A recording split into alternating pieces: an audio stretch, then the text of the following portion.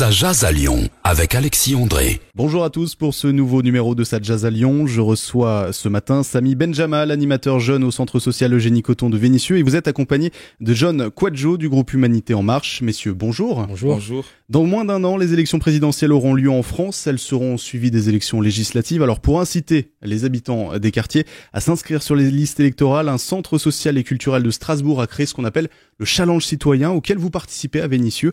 Alors concrètement, comment ça se passe ? Les villes sont en compétition, c'est à celui qui aura convaincu le plus de nouveaux électeurs l'an prochain ? C'est exactement ça. Donc du coup, nous on s'est inscrit donc du coup sur le challenge citoyen parce qu'en fait notre démarche d'engagement citoyen, elle était par rapport à notre projet donc l'Humanité en marche. Donc du coup, on a trouvé ça intéressant donc de participer justement à ce projet.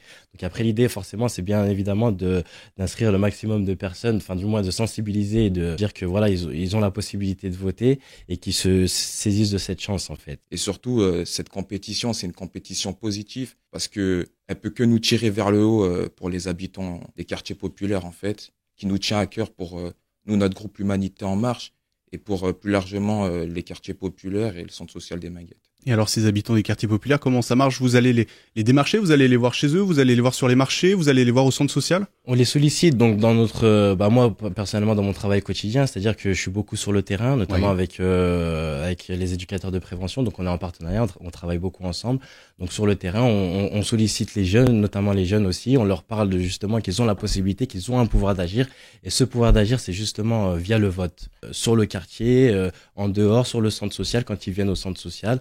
Et vraiment, mais je tiens à préciser aussi, à souligner que vraiment sur le terrain c'est plus efficace parce qu'on voit le plus de monde, enfin on touche le plus de monde quand on est sur le terrain. Puis on échange, et puis nous en tant que membres de ce groupe de l'Humanité en marche, on est quelque part des formes d'ambassadeurs qui contribuent aussi à diffuser cette parole, à diffuser cette idée de vouloir s'inscrire, de pousser les individus, les citoyens à s'inscrire dans les listes en fait. Nous on dialogue avec plusieurs jeunes, ça peut être dans des petits cercles, dans les cercles familiaux, cercles de quartier, et franchement c'est enrichissant. Et puis si on peut donner cette envie de s'inscrire, pour nous notre mission elle est incomplète.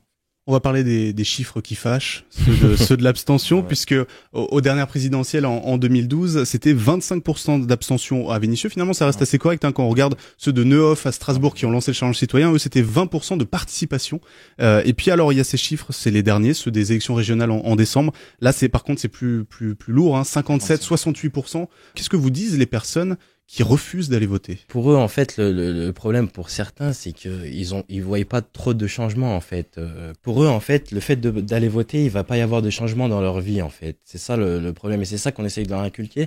C'est-à-dire que va pas y avoir un changement du jour au lendemain comme ça, mais grâce à ton vote, si tu vas voter pour telle ou telle personne, là, du coup, va y avoir peut-être des améliorations sur le quotidien qui se verront pas sur le court terme, mais sur le long terme, il y aura la possibilité d'avoir cette chance, quoi. Et il faut la saisir. Du coup, c'est surtout aussi au niveau du pouvoir d'agir qu'on insiste. Vous avez vraiment ce pouvoir d'agir-là, et ce pouvoir d'agir-là, c'est vraiment par le vote. Donc, du coup, allez voter, et grâce à ça, après, il y a des choses qui pourront changer, en votre faveur notamment. Ouais, même si ça fait 20, 30 ans parfois que des quartiers n'ont pas bougé. On peut pas dire que des quartiers n'ont pas bougé. Il y a toujours des personnes qui, malgré des périodes, parce que moi je compare ça à des formes de fluctuation, il y a des périodes où disons que le mouvement ou les engagements sont plutôt au meilleur de leur forme, et puis il y en a d'autres un peu moins. Je me dis qu'il y a toujours des gens qui œuvrent activement pour que chaque individu, chaque citoyen puisse prendre conscience de ce droit de vote. Maintenant, parfois c'est un peu difficile quand on prend la conjoncture sociale,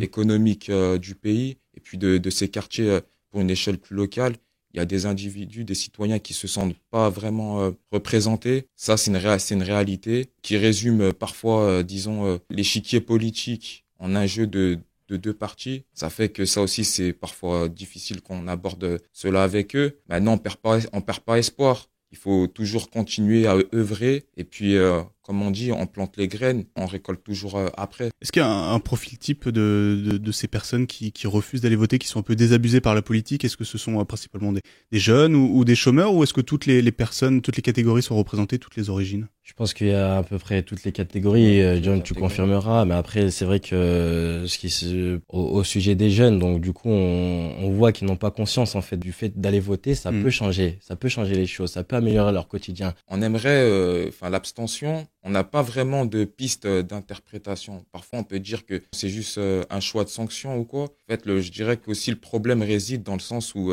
ceux qui se sentent peut-être pas représentés portent pas une certaine confiance au vote blanc, en fait.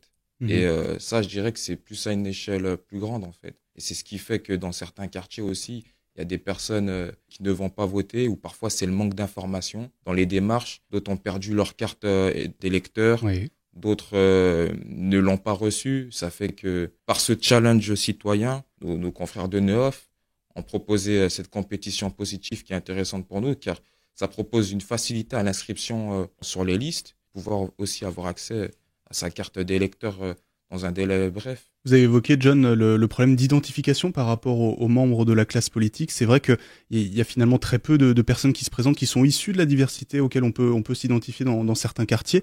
Qu'est-ce que vous leur répondez aux jeunes qui vous disent ça, puisque c'est une réalité? Vous leur dites quoi, de se présenter eux-mêmes, du coup? Pas se lancer la politique, pas aller jusque-là, mais vraiment de les insister, de leur inculquer aussi une motivation, parce que c'est la motivation, on voit qu'elle n'y est pas. Et donc, du coup, pour avoir cette motivation, donc nous, on est motivés, en tout cas, ça c'est sûr, et c'est ce qu'on essaie de transmettre. Pouvoir vraiment les sensibiliser à cette démarche-là. Après, si parmi les habitants de ces quartiers, il y en a qui souhaitent, qui ont des ambitions politiques, ça ne tient qu'à eux, et c'est intéressant et c'est valorisable. Mais nous, ce qu'on souhaite, c'est déjà, dans un premier temps, leur donner, continuer à leur donner, à alimenter ce sentiment de citoyen, en fait. Et il y a parfois le côté administratif qui est un frein. Certains ont perdu leur carte, d'autres ne l'ont jamais faite. Et à ce moment-là, donc, vous les accompagnez, vous leur expliquez vraiment toutes les étapes? Exactement, c'est le but et c'est l'objectif justement du challenge citoyen, c'est-à-dire qu'ils connaissent notre structure.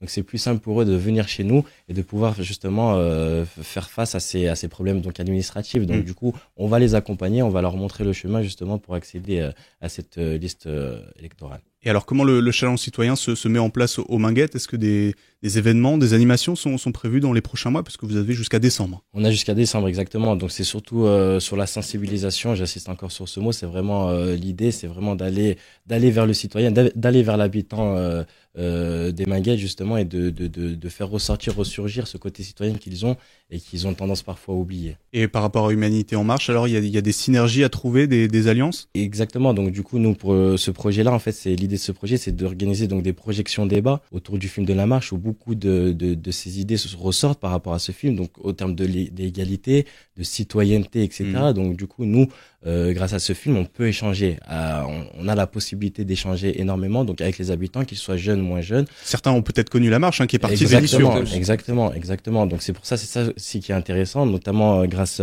au parrain, donc Toumi Djaïdja, qui est l'initiateur de cette marche-là. Donc voilà, il est présent à chaque projection débat sur ce film-là, et donc du coup, il peut transmettre son vécu, son expérience par rapport à ce qui s'est passé, car c'est lui l'initiateur même de cette marche-là. On discute, chacun livre son opinion, sa vision, on partage les expériences, et chacun en sort enrichi de ses projections, en fait.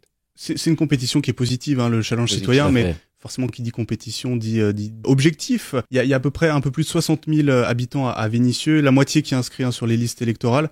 Est-ce que vous fixez un objectif chiffré pour les élections présidentielles, un taux d'abstention, un taux de participation? Objectif chiffré, non, on va pas le fixer, mais en fait, nous, de toute façon, l'objectif, c'est qu'il y en ait de plus en plus. Donc, même si on a une personne en plus, c'est l'objectif sera entre guillemets atteint. Donc, du coup, nous, l'objectif, c'est de ramener le maximum de personnes sur ces listes électorales pour qu'ils puissent justement voter. Et c'est vraiment le plus important. Et minime soit-elle, tant qu'on avance et on arrive à amener le maximum de personnes sur cette voie-là, et l'objectif sera atteint. Et faire un effet boule de neige sur d'autres quartiers de l'agglomération lyonnaise aussi? Exactement, ouais. Il y en a qui vous contactent ou pas d'ores et déjà? Ils nous contactent aussi, notamment parce qu'ils sont intéressés aussi sur le projet qu'on a, donc justement sur l'Humanité en Marche. Oui. Ils nous contactent beaucoup aussi pour ces projections débats. Donc il y a des organisations, on a déjà fait quelques projections débats là depuis 2 mois. Donc du coup, comme la Duchère par exemple, on y a été il y a 2 semaines de ça, où là-bas il y a une organisation qui fait que ils nous accueillent avec le cinéma de la commune qui nous accueille, et avec ce genre de sollicitation. Donc on peut aussi organiser ce genre de projet débat. Et après, parler aussi du challenge citoyen, justement, grâce à ce support-là aussi. Merci, messieurs. Merci à vous. Notre entretien est à retrouver en intégralité sur lyonmag.com. Ça jazz à Lyon sur Jazz Radio, en partenariat avec lyonmag.com.